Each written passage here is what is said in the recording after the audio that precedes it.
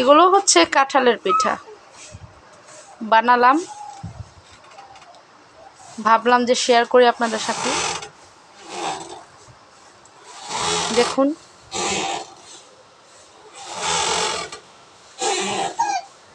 কাঁঠালের পিঠা।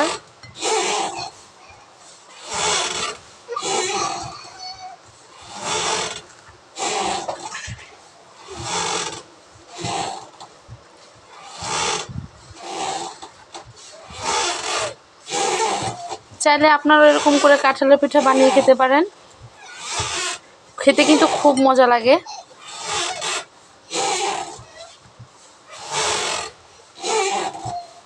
দেখেছেন কতটা শক্ত হয়েছে, মুচমুচে একদম।